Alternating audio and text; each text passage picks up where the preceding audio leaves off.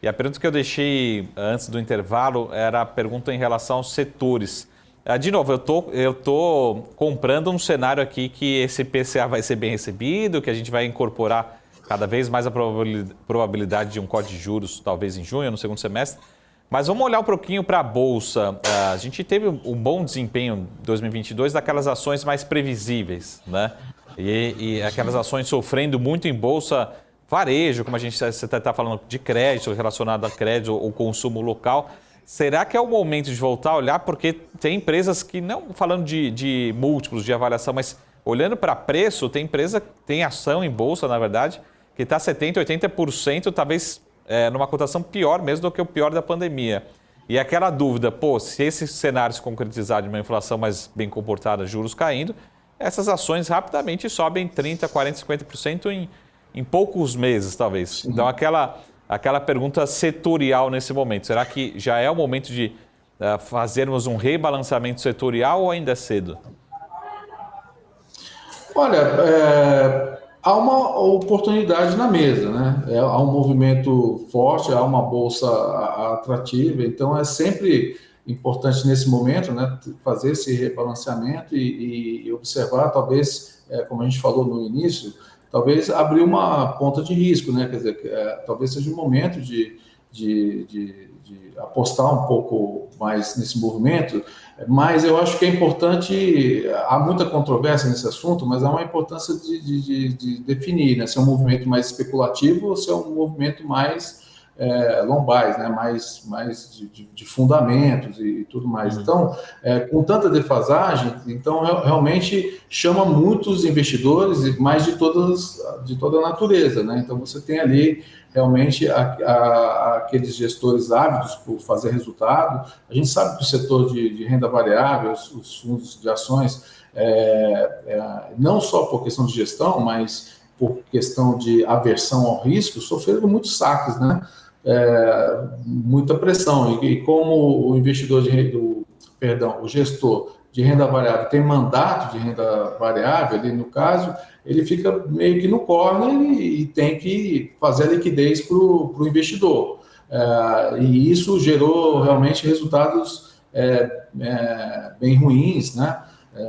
No ano passado, principalmente, para alguns fundos. Então, você tem um pouco o que eu falo, essa ansiedade de recuperação de resultado, de novo voltar a cativar um investidor de renda variável, porque há uma oportunidade pela frente, e nesse sentido há de fazer um rebalanceamento. Então, por exemplo, você tem alguns setores que realmente são muito mais sensíveis à macroeconomia aqui doméstica, né? Que eu acho que ficaria ali mais no campo especulativo, né? Por exemplo, é o caso do varejo, né? Hoje eu vejo ainda, né, pouca consistência nesse setor, né? Com essa configuração macro e com essa configuração de renda. Agora, o que ajuda a confundir ali o movimento é que todo mundo está esperando um ciclo realmente de algum incentivo por parte do governo, do chamado voo de galinha, né? Então tudo bem, eu posso ter um crescimento pouco sustentável, mas eu quero participar desse voo de galinha, quero participar dessa onda. É uma decisão difícil, né? Eu particularmente gosto de movimentos mais de longo prazo, né? Com mais consistência e com setores que tenham mais resiliência. E a questão ali, aqui doméstica incomoda bastante ainda, a gente tem muitas dúvidas no caso. Então, assim, talvez empresas realmente que tenham mais foco no exterior, né, que você tenha mais, né, como, por exemplo, mais parcerias ali com a China, exportação, apesar que a gente está vendo aí uma queda expressiva do câmbio, né?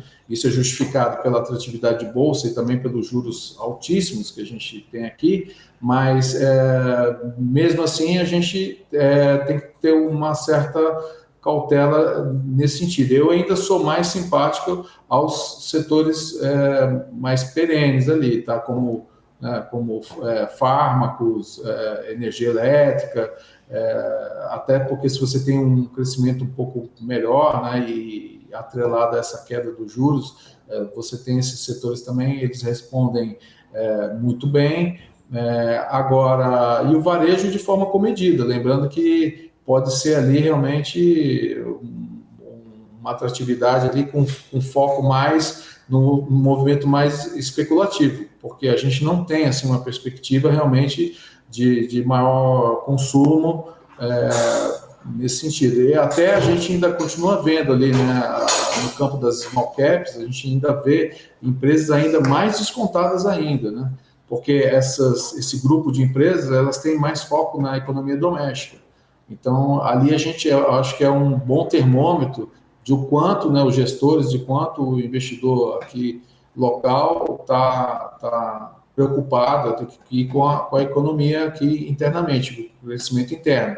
Por isso que é um segmento que está mais sofrível ali. E do outro lado, né, o Ibovespa, por exemplo, a gente vê que tem empresas mais exportadoras, então que pode gerar alguma atratividade. E também tem setores, nesse caso, eu diria o seguinte, o que pode ter mais atratividade no campo doméstico? Talvez setores de alta renda, né?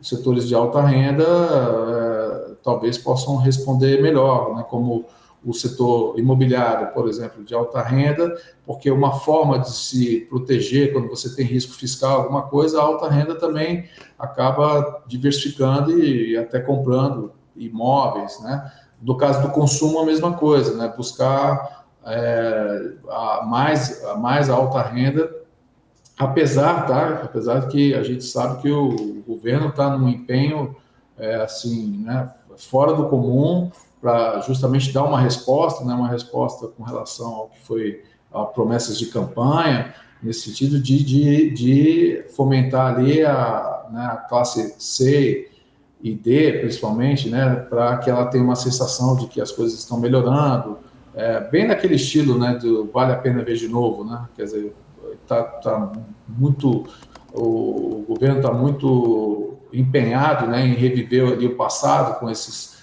programas sociais, mas eu acho que ainda há dúvida, sabe? Há dúvida com relação à capacidade de consumo do brasileiro das classes menos favorecidas. Tá?